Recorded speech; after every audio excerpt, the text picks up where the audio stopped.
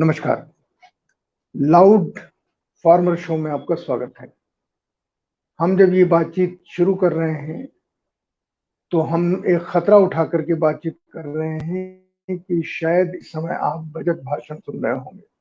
आपको बहुत अपेक्षाएं होंगी, आशाएं होंगी कि बजट में आपके लिए बहुत सारी सुविधाएं आपको मिलेंगी ताकि आप अपनी जिंदगी और ज्यादा ठीक से चला सकें, कमाई के साधन बढ़ सकें, नौकरी मिले, खाने के लिए थाली में रोटियां बढ़ें, एक सब्जी भी बढ़ जाए और आपको कम से कम नौकरी मिल जाए। इस तरह का बजट ये आएगा।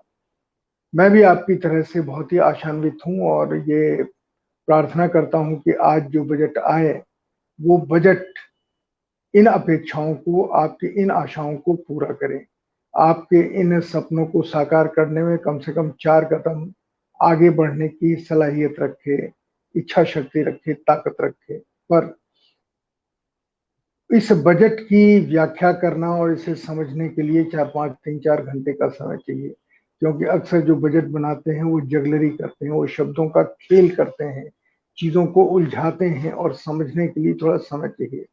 इसलिए बजट के बारे में बाद में बात करेंगे। पर आपसे जितने भी लोग मुझे सुन रहे हैं, अभी मुझे अंदाजा नहीं है कितने लोग सुन रहे हैं, शो समाप्त होगा तब फिर शायद पता चले कि कितने लोगों को आज समय मिला जीवन की सच्चाइयों के ऊपर बातचीत करने का।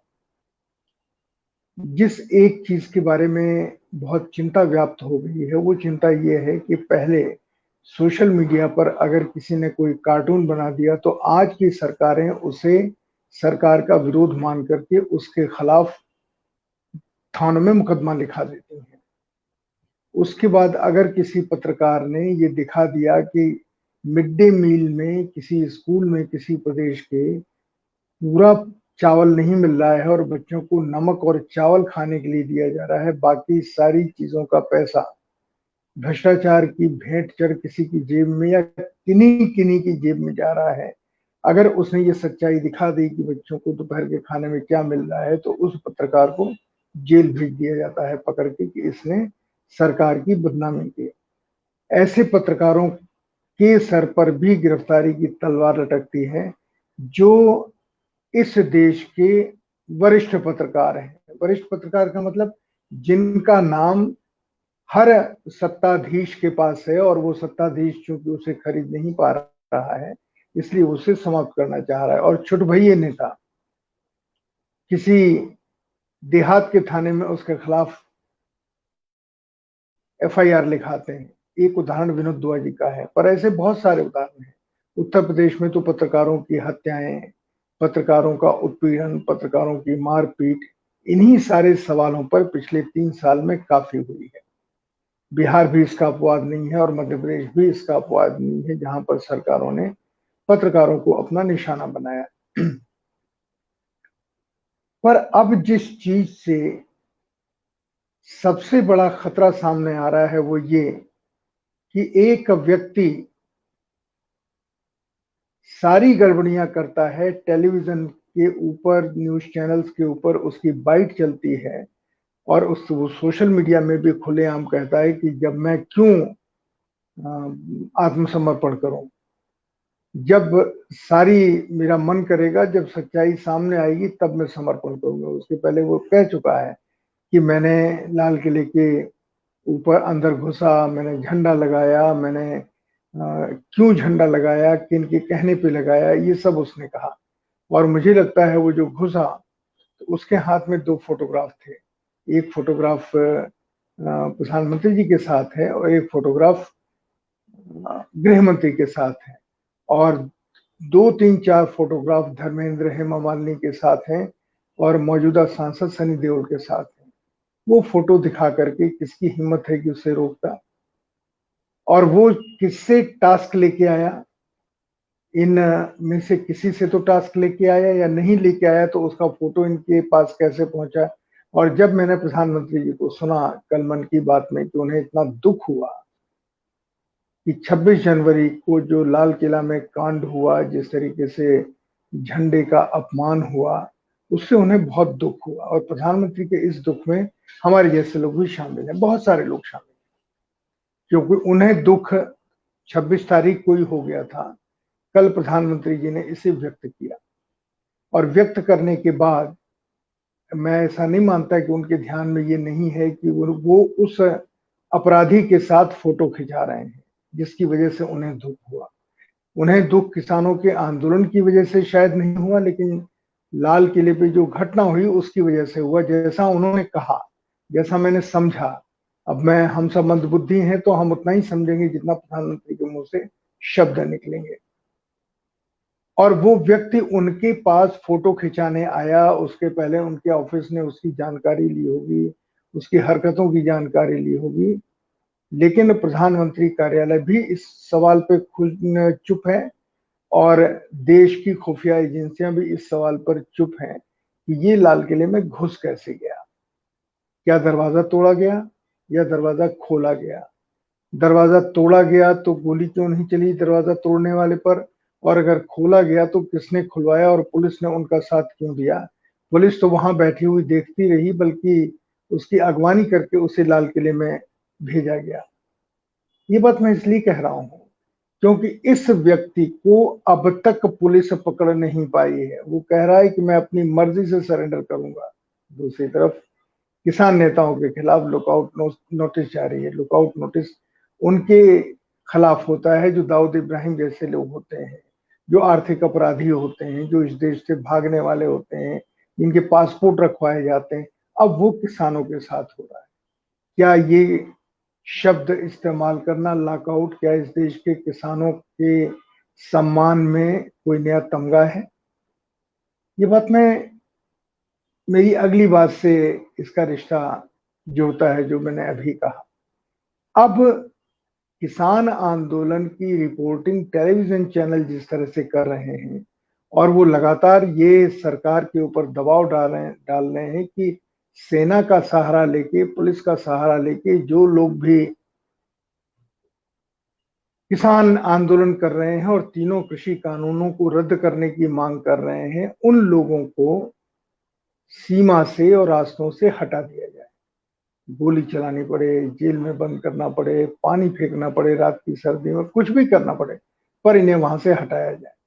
और कल शाम तक की रिपोर्टिंग टेलीविजन की देख करके मुझे लगा कि आज रात में ये अत्याचार या दुर्विसंधि संपूर्ण हो जाएगी जब इन किसानों को लेकर के जितने बड़े टेलीविजन चैनल हैं जो सरकार के दिमाग को जानने का एक छोटा सा थोड़ा सा पैमाना माने जाते हैं, बहुत बड़ी फोर्स लग गई है। इतनी फोर्स लगी है कि आज रात कुछ बड़ा होने वाला है। ये माहौल कल के लिए सारे देश में बना दिया गया। और जो फोटोग्राफ सामने आए वो गाजीपुर बॉर्डर के आए कि जहां उस तरीके के तारों के छल्ले थे, इस तरह बैरिकेडिंग थी, लग रहा है मान लो दूसरे देश से कोई लोग आ रहे हों, दुश्मन लोग, और वो हमारे देश में घुसने की कोशिश करें। उन्हें रोकने के लिए कहीं सड़क खोदी जा गई है, कहीं बसें खड़ी कर दी गई हैं, कहीं ट्रैक्टर खड़े कर दिए गए हैं अवरोध के रूप में कि वो अंदर ना आने पाए। ये क्या कोई सीरिया में गृह युद्ध हो रहा है, यमन में गृह युद्ध हो रहा है? और वहीं पर ऐसी चीजें खड़ी की जाती हैं कि विद्रोही अंदर ना आ जाए सरकार के द्वारा।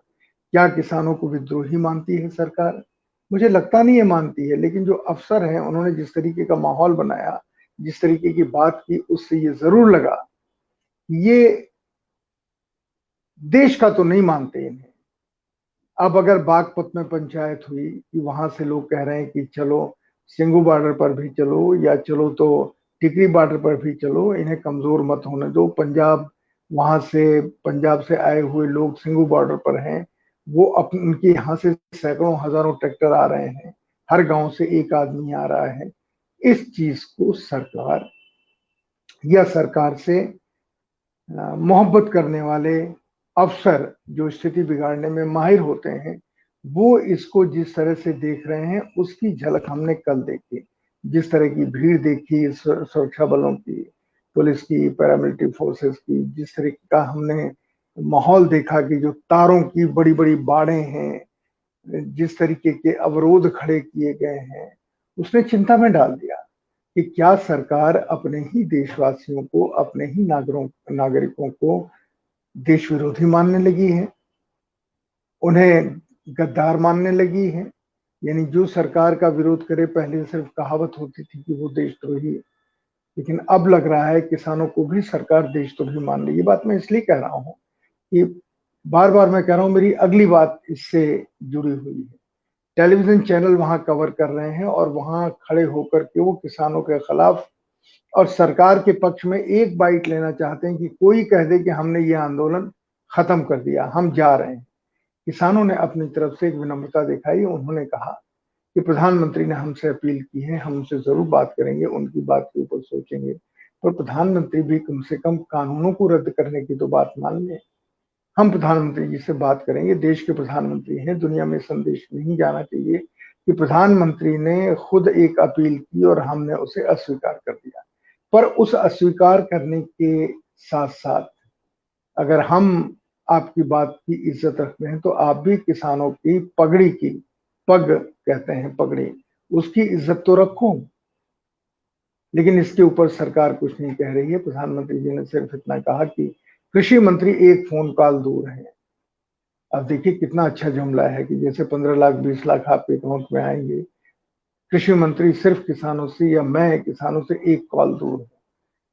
किसान मिलाते रह जाएंगे, कॉल का जवाब नहीं आएगा, चिट्ठियों के जवाब तो आते नहीं है। इतनी बड़े, जब तक किसान ये नहीं कह देंगे या उनके संदेशवाहक प्रधानमंत्री जी को ये नहीं बता देंगे कि किसान बिल्कुल टूट गए हैं, गिर गए हैं, आपके सामने गिड़गिड़ाना चाहते हैं और आपसे ये कह रहे हैं आप उनकी इज्जत रखो, तो आप कुछ ऐसी अपील कर दो जिससे वो उसे मान ले और उनकी भी इज्जत रह जाए। इस स्थिति पर सरकार पहुंचाना चाहती है, उसके पहले किसानों के साथ उसकी बातचीत होगी मुझे नहीं पता। लेकिन आज बजट का जितना प्रचार है, देखते हैं कि शाम तक बजट के अंदर से क्या रहस्य निकल के आते हैं। पर बात मैं वो भी नहीं कह रहा हूं, बात मैं ये कह रहा हूं, आप समझ गए होंगे कि एक 2 साल से पत्रकारिता में करने आया नौजवान मनदीप पूनिया इस समय देश के सारे पत्रकारों में सबसे बड़े कद का बन गया है। क्यों? क्योंकि वो वहां पर उन घटनाओं को दिखाने की कोशिश कर रहा था जो घटनाएं सिंघू बॉर्डर पर हो रही हैं। मोबाइल से भी शूट कर रहा था, एक छोटा कैमरा था उससे भी शूट कर रहा था। उसे सुरक्षा बलों ने पकड़ लिया और क्या, बिना कुछ कहे हुए उसे गिरफ्तार कर अनजान जगह पे ले गए। एक और पत्रकार था, इन दोनों को ले गए अनजान जगह में। अभी तक उनका पता नहीं कि वो कहाँ है। और जज साहबान तो एक काम करते हैं कि जब जमानत के लिए कोई आए तो पहला काम करते हैं कि जमानत अस्वीकृत 14 दिन के लिए न्यायिक हिरासत, फिर आप ऊपर जाओ, और जिसके पास पैसे नहीं हो वो जेल में सड़ो।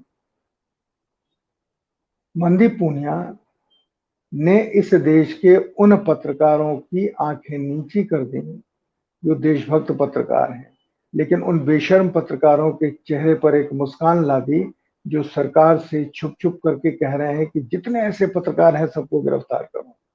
वो चाहे विनोद दुआ हो, चाहे अभिसार हो, चाहे पुण्य प्रसून हो, रवीश हो, या एक तरीके से जितने जितने भी पत्रकार इस समय बोल रहे हैं,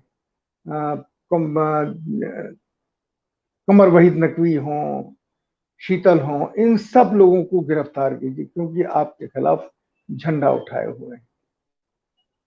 अगर पत्रकार ही इस तरीके की खबरों के लिए सरकार को उकसाएंगे या उन्हें सलाह देंगे, आज मनदीप का कद ऊंचा है, कल मनदीप के साथियों का कद और ऊंचा हो जाएगा। क्योंकि उसको एक, उसके चेहरे पर जो फोटोग्राफ आपके सामने है सोशल मीडिया पे, एक सेकंड के लिए चेहरे पे परेशानी नहीं है। अपने जज्बे का इजहार करते हुए वो जेल गया। उसकी पत्नी दरवाजे दरवाजे जा रही है, कह रही कि कहाँ हैं ये तो बताओ, जिंदा हैं या मुर्दा हैं या हाथ पैर टूटे हुए हैं या अस्पताल में आप इलाज करवा रहे हैं, कोई उसे जानकारी नहीं दे रहा है। छोटी मोटी खबर है कि वो तिहाड़ जेल में भेजा गया है, लेकिन पुष्टि नहीं हुई। कल कल नहीं परसों उसकी जमानत के लिए 200 वकील खड़े हुए थे, लेकिन वो उसका कुछ अभी तक पता नहीं चला है। मैं उसका जिक्र इसलिए कह रहा हूँ कि सरकार इतनी डर गई है कि, और क्यों डर गई है मेरी समझ में नहीं आता है। लेकिन उसके पहले ही वो जो कर रहे थे वो क्या था कि अगर किसी ने कोई ऐसी खबर दिखा दी जो मिड डे मील के भ्रष्टाचार का खुलासा करती है, उन्होंने कोई ऐसी खबर दिखा दी जो किसी वीडियो को या किसी भ्रष्ट अफसर की कारनामे खोलती है, ये सब जेल भेजे जा रहे हैं। क्यों जेल भेजे जा रहे हैं? सरकार की बेइज्जती की, सरकार की बदनामी की, सरकारी काम में रुकावट डाली। क्या ये लोकतंत्र है? और इस लोकतंत्र की बात वो लोग कर रहे हैं जो आपातकाल में जेल गए थे, जो गर्व से कहते हैं कि हम लोकनायक जयप्रकाश के नारायण दूसरी आजादी के लिए लड़े थे। कहाँ है सुशील मोदी? अब नाना जी हमारे बीच में नहीं है, अटल जी हमारे बीच में नहीं है, लेकिन अडवाणी जी तो हैं, मुरली मनोहर जोशी तो हैं। ये सब आपातकाल में जेल में रहे हुए हैं। इनसे तो एक बार पूछिए, क्योंकि मौजूदा सरकार में कोई भी ऐसा नहीं है जो जेल में रहा हो। मौजूदा सरकार के मंत्रियों में सब मलाई खाने वाले इस समय मंत्री बने हुए हैं, जिन्हें ये पता ही नहीं है कि तानाशाही का मतलब क्या होता है, और वो इस समय लोकतंत्र के नाम पर इस देश में तानाशाही लाने की कोशिश कर रहे हैं। उनके लिए किसान आंदोलन उनका अपमान है, उनके लिए मजदूरों की कोई मांग उनका अपमान है। उन्होंने मजदूरों से संबंधित सारे कानून एक रात में समाप्त कर दिए कि विदेशों से पूंजी निवेश आएगा। नहीं आया। कितना आया? वे आंकड़ा तो दीजिए। ये कहने से नहीं चलता है कि पूंजी निवेश आया, क्योंकि कोई भी घटना होती है, चाहे पूंजी निवेश हो, चाहे किसानों की आमदनी का सवाल हो, जो भी सवाल हो जिसको आप क्लेम करते हैं, उसका रिजल्ट दिखाई देना चाहिए जनजीवन पे, आम लोगों की जिंदगी में। मध्यम वर्ग, निम्न मध्यम वर्ग और जो सबसे वंचित तबका है, उसकी जिंदगी में कोई बदलाव आया क्या? नहीं आया। लेकिन इस बजट से पहले एक ही अफवाह थी कि 20% से ज्यादा का कॉरपोरेट को सीधा फायदा ये सरकार देने वाली है। जनता को कितना फायदा देने वाली है पता नहीं। अब जब बजट खत्म हो जाएगा तब फिर लोग उसको डाउनलोड करके पढ़ेंगे, क्योंकि कागज तो है नहीं। सरकार ने एक नई चीज शुरू कर दी, बजट प्रिंट नहीं होगा, एक ऐप होगा जिसमें बजट को आप देख सकते हैं। मैं परसों प्रधानमंत्री जी का भी भाषण सुन रहा था, जो बल्कि कल सुन रहा था। अब उसमें मैंने देखा कि प्रधानमंत्री जी जो करना चाहते हैं वो करते हैं। उनकी आलोचना हो, नई आलोचना हो, वो जो कहना चाहते हैं वही कहते हैं, भले ही उसका कुछ भी आप अर्थ निकालें। अब कल उन्होंने नमो ऐप की तारीफ की। ये प्रधानमंत्री जी अपने मित्र मुकेश अंबानी के अस्पताल का उन्होंने प्रचार किया, मुकेश अंबानी के जियो का उन्होंने प्रचार किया, उसके मॉडल बन गए, और फिर 250 या 300 रुपए जुर्माना दे करके जितना जैसे उनका फायदा लेना था, क्योंकि तो बिजली की तेजी से फायदा मिलता है, स्टॉक मार्केट बढ़ता है, करोड़ों रुपए का फायदा हो जाता है, वो हुआ। और मुकेश अंबानी ने कितना जुर्माना, 350 या 400 रुपए दे करके प्रधानमंत्री के नाम का इस्तेमाल कर लिया जियो के लिए। अब प्रधानमंत्री जी ने एक तरीके से नमो ऐप का प्रचार शुरू किया। आपको प्रधानमंत्री जी के बारे में जानना हो, उनका विचार जानना हो, उनकी दिनचर्या क्या है वो जाननी हो, नमो ऐप पे आप देख लीजिए। अगर वो सच्ची है तो प्रधानमंत्री अपनी सुरक्षा में खुद ही सेंध डाल रहे हैं, क्योंकि लोगों को ये 5 दिन के ऐप देख के पता चल जाएगा कि प्रधानमंत्री का नॉर्मल शेड्यूल क्या होता है, तो वो खुद अपनी सुरक्षा को खतरे में डाल रहे हैं। और सुरक्षा को खतरे में डाल रहे हैं तो हम सबकी इज्जत को खतरे में डाल रहे हैं। इसलिए प्रधानमंत्री जी से प्रार्थना करनी चाहिए कि वो नमो ऐप पर अब खुद के प्रशंसा को लेके, खुद के प्रचार को लेके, खुद के कार्यक्रम को लेकर के कोई चीज न डालें। नहीं तो इस देश में बहुत अकल वाले हैं जो उससे निकाल लेते हैं उसका जीस्ट, उसका सारांश, और अपनी निगेटिव स्ट्रेटजी बनाने लगते हैं। अब ये प्रधानमंत्री को अजीत डोभाल ने नहीं बताया। अजीत डोभाल क्यों बताएंगे? अजीत डोभाल के पास बड़े काम है इस समय। अजीत डोभाल के पास उनके बेटे को क्रिकेट जगत का, दुनिया का सबसे महत्वपूर्ण आदमी बनाने का काम है। तो अजीत डोभाल क्यों इसको करेंगे? अजीत डोभाल दुनिया के सबसे मशहूर जासूस हैं, लेकिन वो पाकिस्तान में कुछ नहीं कर पा रहे हैं, वो चीन में कुछ नहीं कर पा रहे हैं। प्रचार जरूर चल रहा है कि चीन को हमने झुका दिया, हमारे पास 7-8 राफेल आ गए हैं। अब चीन की हिम्मत नहीं है, क्योंकि हमारे पास अजीत डोभाल हैं जिन्होंने ये फैसला लिया। और जिस देश के पास 80 रफाल है, वो क्या करें? वो वहीं से आपको गालियां देनी शुरू कर दे। मैं पाकिस्तान की बात नहीं कर रहा हूं, मैं कतर की बात। आप 8 राफेल को लेकर के गा रहे हैं। आप देश के लोगों को भ्रम मत कीजिए। अब ये बताइए कि प्रधानमंत्री जी से ये जानने की इच्छा तो होती है ना कि पुलवामा में जिस आदमी ने खुशी मनाई, उसके ऊपर अभी तक देशद्रोह का मुकदमा नहीं चला।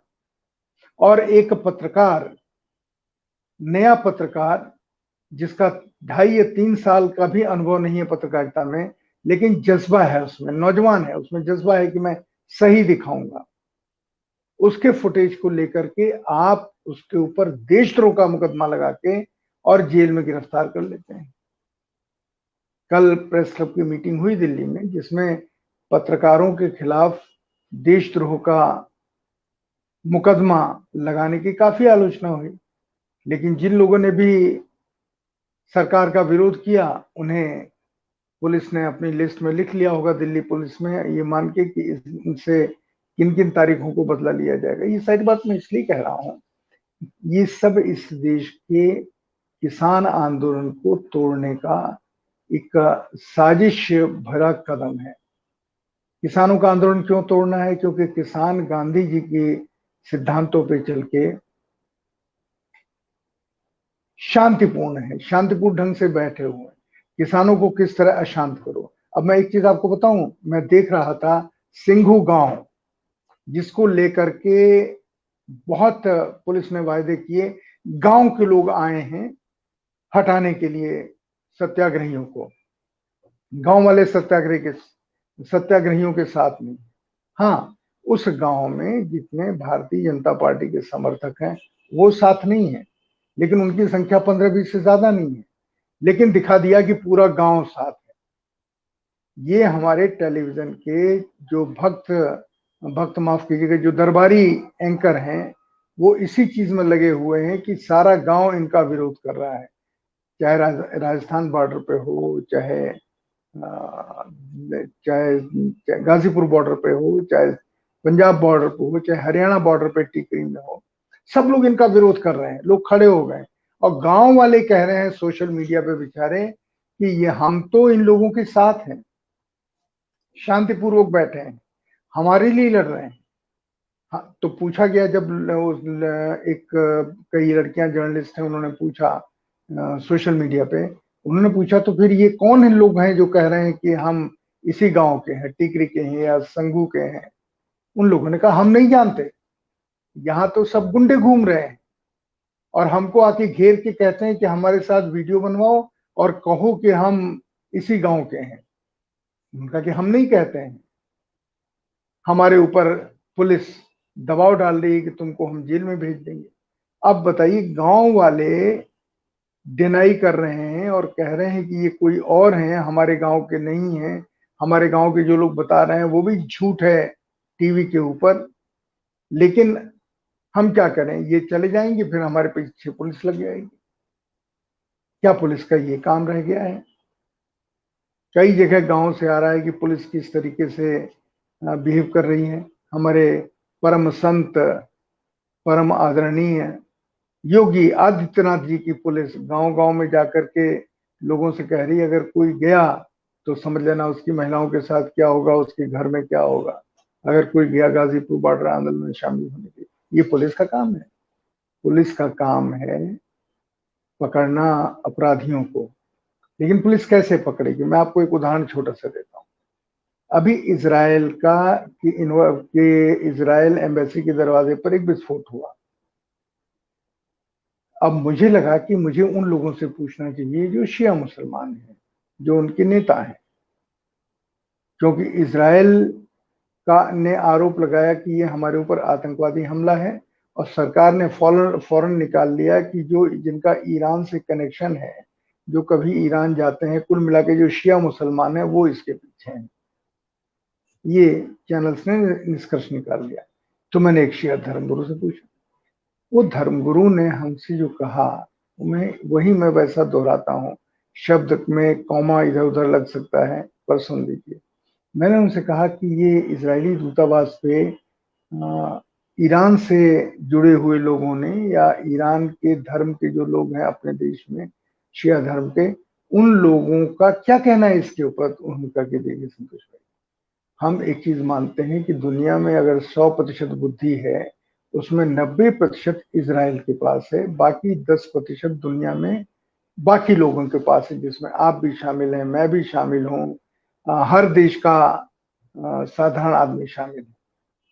और हमने तो इजराइल से ऐसे ऐसे वेपन लिए हैं सर्वेलेंस के कि अगर कोई कुत्ता भी बॉर्डर पार करे, ये इजराइल का दावा था, तो आर्मी को पता चल जाएगा।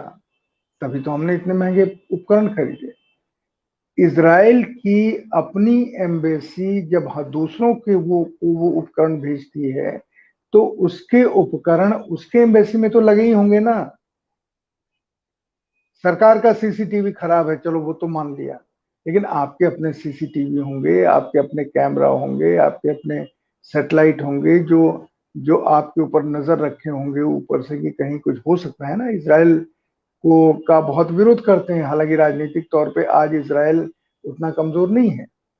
इजराइल के साथ यूएई ने संबंध कर लिया, सऊदी ने कर लिया, बहुत सारे मुस्लिम देशों ने संबंध कर लिया, और इजराइल के यहाँ अब उनका दूसरा दूतावास उनके यहाँ खुल गया है, और उनका दूतावास इजराइल में खुलने वाला है। तो वो हिस्सा तो खत्म हो गया, लेकिन फिर भी इजराइल को लेके अमेरिका जो अपना रुख बना रहा है, उस रुख के साथ इजराइल है। और अब ये एक नैरेटिव पेश करने की कोशिश हो रही है कि वो जो बम गिरा था, और मजे की चीज है कि हमारी पुलिस और इजराइल की पुलिस उन्हीं सबूतों के ऊपर आगे काम कर रही है जो उन्हें गुमराह करने के लिए शायद उन ताकतों ने, जिन्होंने एक छोटा जिसको इनकी भाषा में, पुलिस की भाषा में लो डेंसिटी एक्सप्लोजन हुआ। अब लो डेंसिटी एक्सप्लोजन का मतलब उससे उतनी एक्सप्लोजन, उतनी डेंसिटी के तो हमारे यहाँ दिवाली में हजारों पटाखे जल जाते हैं। तो वो डेंसिटी का जो एक्सप्लोजन हुआ, इजराइल नहीं पकड़ पाया। उसकी मोसाद इतनी खतरनाक है, स्टोरी पे स्टोरी आ रही है, लेकिन वो अभी तक ये अंदाज नहीं लगा पाए कि ये चलती गाड़ी से पैकेट फेंका गया या किसी पैदल ने भेजा। रोज नई थ्योरी बंदर के तमाशे की तरह आ रही है। जमूरा सुना रहा है क्या कि पैदल चलने वालों में से किसी ने रखा, कितने इस इलाके में मोबाइल सक्रिय थे, उनका डाटा निकलवाइए। तो आया कि अब टावर से जो इजरायली एम्बेसी के पास है उससे सारा डेटा निकल आया। अरे इस देश के लोगों को इस 21वीं शताब्दी में भी मूर्ख समझते हैं आप। भ्रष्टाचार का आलम यह है कि सीसीटीवी बंद था वहां पे, उसकी जानकारी इन लोगों को कैसे लगी कि जहां विस्फोट हुआ वहां लगा हुआ सीसीटीवी कैमरा खराब है। और इतने दिनों में इजराइल एम्बेसी के आपने अपने एम्बेसी में सुरक्षा यंत्र नहीं लगाए थे जिनको वो दुनिया में बेच रहा है कि मक्खी भी गुजरेगी तो हमें पता चल जाएगा। यहाँ तो विस्फोट कर गए और आज चौथा दिन, पांचवा दिन हो गया, कुछ पता नहीं लगा पाए। अब उनकी मोसाद भी आ रही है। यानी कुल मिला के आपने इस देश के लोगों को मूर्ख भी समझ लिया, उनके ऊपर आरोप भी लगा दिया। आपने ये भी कह दिया कि हमें भारत के ऊपर भरोसा है।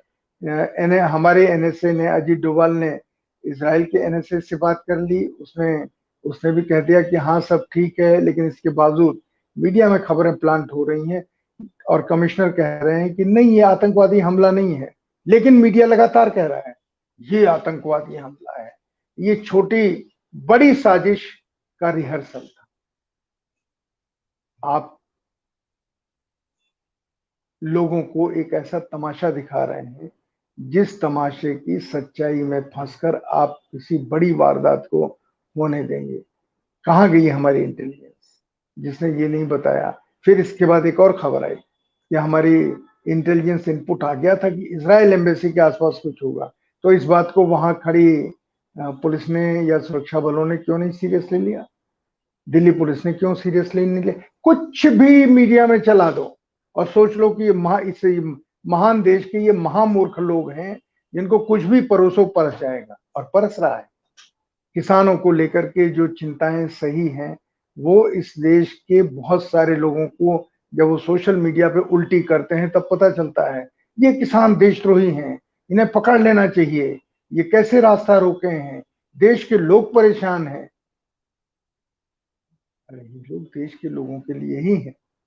जब ये कहते हैं तो आप कहते हैं कि देखिए कितनी हठधर्मिता दिखा रहे हैं, ये मीडिया का कहना।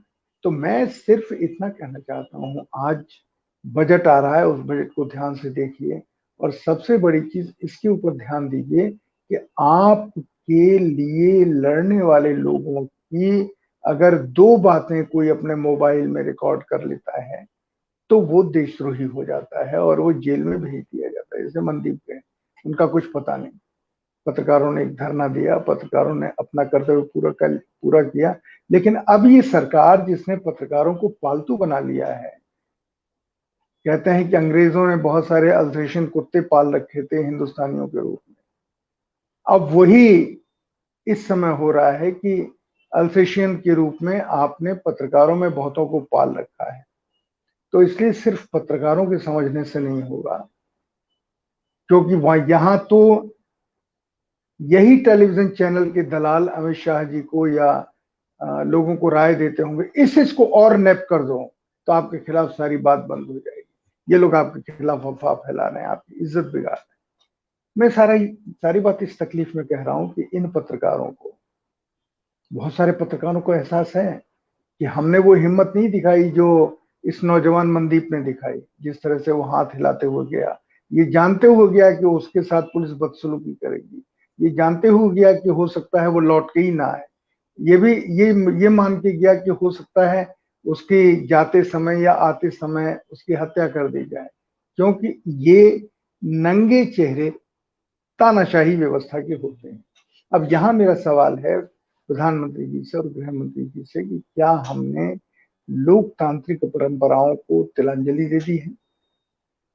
जो आपके खिलाफ आलोचनात्मक लेकिन सही बात बोलेगा आप उसे जेल में डाल देंगे, और जेल में इस तरीके से डालेंगे कि उसकी सालों साल जमानत न हो, वो जेल में ही मर जाए। सवाल है, हो सकता है कहीं बैठे हुए लोग कहें कि हाँ तुम बिल्कुल सही कह रहे हो, तुम्हारे साथ भी ऐसा ही होना चाहिए। बहुत सारे ऐसे नालायक जर्नलिस्ट हैं जो इस तरीके से बोलते हैं। आज आप हमें चुप करा देंगे, लेकिन कल जब आपके ऊपर कोड़ा पड़ेगा, कल जब आपके ऊपर गोली चलेगी, कल जब आपका खाना छीना जाएगा, कल जब आपका अन्न बाजार में बेचा जाएगा और अगर आप अन्न की मांग करेंगे तो आपके पिछवाड़े बीसों डंडे पुलिस के पड़ेंगे, तब आपको समझ में आएगा कि जब देश में लोकतांत्रिक परंपराओं के लिए संघर्ष हो रहा था और पत्रकार उन परंपराओं के, उन नियमों के, सिद्धांतों के पक्ष में अपनी बात कह रहे थे, तब हम उन चंद दलालों का साथ दे रहे थे जो देश से लोकतंत्र खत्म करने में कुछ लोगों का साथ दे रहे हैं। मेरी भाषा कड़वी है क्या? नहीं कड़वी है, क्योंकि इससे खतरनाक जिंदगी हमारे सामने पड़ी है। मनदीप की गिरफ्तारी ये बताती है कि अगर आप किसी भी सच्ची घटना को रिपोर्ट करने की कोशिश करेंगे तो आपको देशद्रोही करार दे करके जेल में ठूंस दिया जाएगा। और हमारा ये सुप्रीम कोर्ट, दरअसल इसने कहा था कि सीबीआई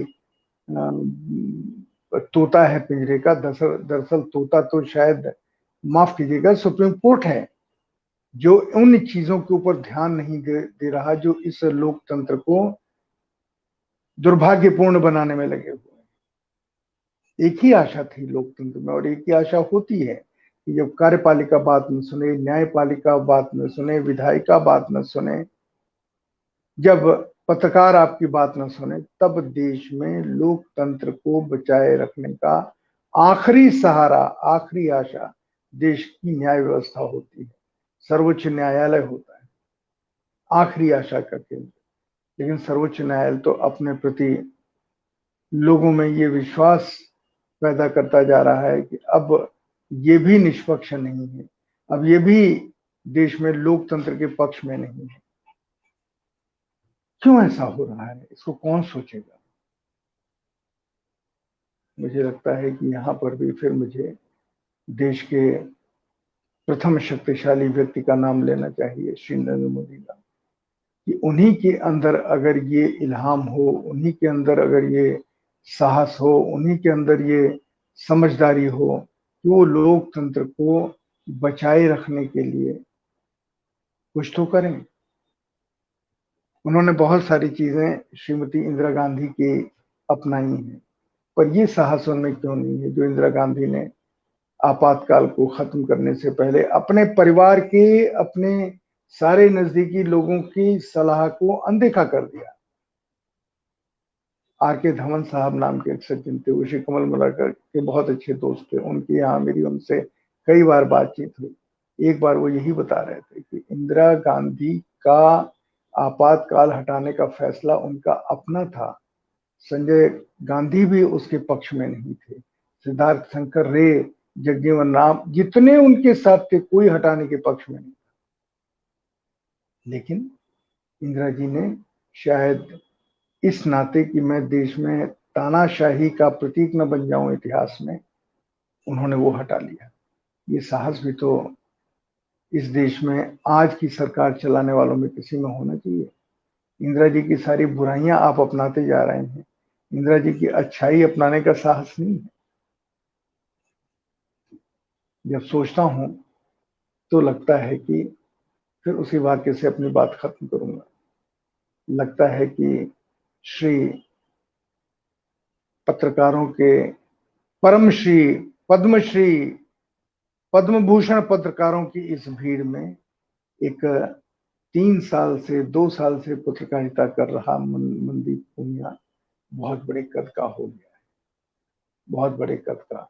उसका साहस, उसकी शरीर की भाषा, उसकी हिम्मत काबिल तारीफ है। मैं भी उसकी तारीफ करता हूँ।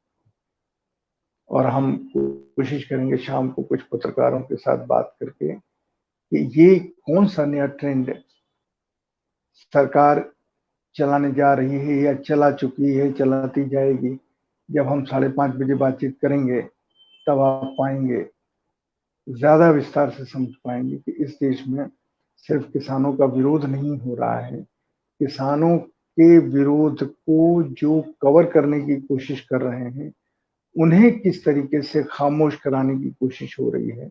शायद इसकी जानकारी आपको थोड़ी है। मैं आपसे विदा लेता हूं और